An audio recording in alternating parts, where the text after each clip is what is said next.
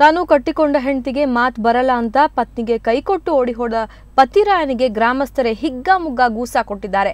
ಹಾಸನದ ಅಂಗಡಿಹಳ್ಳಿಯ ಶಿವರಾಜ್ನೇ ಆ ಪತಿ ಮಹಾಶಯ. 4 ವರ್ಷಗಳ ಹಿಂದೆ ಮಂಜುಳಾ ಎಂಬಾಕೆಯ ಮೇಲೆ ಈತ ಅತ್ಯಾಚಾರ ಮಾಡಿದ್ದ. ಈ ವಿಷಯವನ್ನ ತಿಳಿದ ಗ್ರಾಮಸ್ಥರು ತಾವೇ ಮುಂದೆ ನಿಂತು ಮಂಜುಳಾ ಜೊತೆ ಈತನ ಮದುವೆಯನ್ನ ಮಾಡಿಸಿದ್ರು. ಆದ್ರೆ ಬಲವಂತವಾಗಿ ತನ್ನ ಮದುವೆ ಮಾಡಲಾಗಿದೆ ಅಂತ ಆರೋಪಿಸಿದ ಶಿವರಾಜ್ ಪರಾರಿಯಾಗಿದ್ದ. ಇದರಿಂದ ಮೂಕ ಹೆಂಡತಿ ಪಡಬಾರದ ಪಾಡು ಪಡ್ತಾ ಇದ್ಲು. ಇಂದು ಶಿವರಾಜ್ ಪತಿ ಮಹಾಶಯ ಮತ್ತೆ ಊರಿಗೆ ಬಂದಿದ್ದಾನೆ. ಈ ವಿಷಯ ತಿಳಿದಾಕ್ಷಣ ಗ್ರಾಮಸ್ಥರೆಲ್ಲ ಸೇರಿ ಅವನಿಗೆ ಹಿಗ್ಗಾಮುಗ್ಗಾ ಥಳಿಸಿದ್ದಾರೆ. ನಂತರ ಈತನನ್ನ ಪೊಲೀಸರಿಗೆ ಒಪ್ಪಿಸಿದ್ರು. ಈತನ ವಿರುದ್ಧ ಹಗರೆ ಪೊಲೀಸ್ ಠಾಣೆಯಲ್ಲಿ ಪ್ರಕರಣ ದಾಖಲಾಗಿದೆ.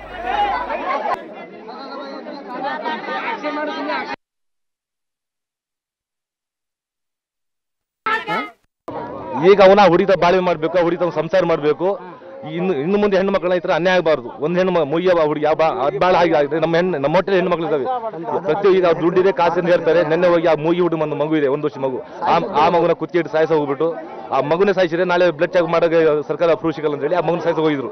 ಅದು ಕಂಡಾಗ ಏನ್ ಮಾಡ್ತಾರೆ, ತಮ್ಮ ಹೋಗಿ ಏನ್ ಮಾಡ್ತಾರೆ, ಮಗನ ಸಾಯಿಸ್ಬಿಡ ಅಂತ ಬಿದ್ದಾಗ ಹೊಡೆದು ನಮ್ಮ ಕೈ ಎಲ್ಲ ಹೊಡೆದು ತಲೆಬುಡಿ ಎಲ್ಲ ಹೊಡೆದು ಮೊನ್ನೆ ಕೇಸ್ ರಿಜಿಸ್ಟರ್ ಮಾಡ್ತಿದ್ವಿ. ಹಳೆ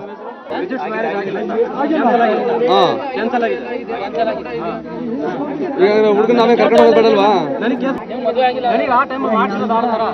ಈಗ ನೀವು ಅವ್ರಿಗೆ ಹೇಳಿ ಕಳಿಸ್ಬಿಡಿ ಅಂತ ಅವ್ರಿಗೆ ಹೇಳಿ ಇವ್ರಿಗೆ ಫೋನ್ ಮಾಡ್ತೀನಿ ಸರ್.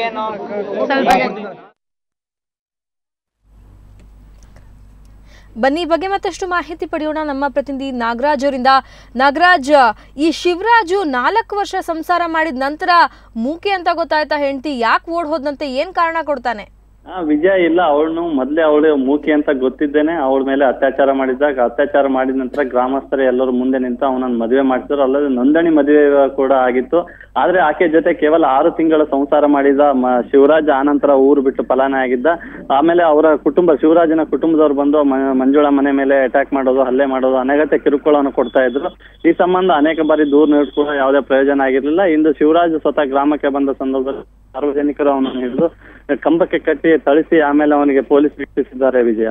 ಓಕೆ, ಧನ್ಯವಾದ ನಾಗರಾಜ್ ನಿಮ್ಮೆಲ್ಲ ಮಾಹಿತಿಗಾಗಿ.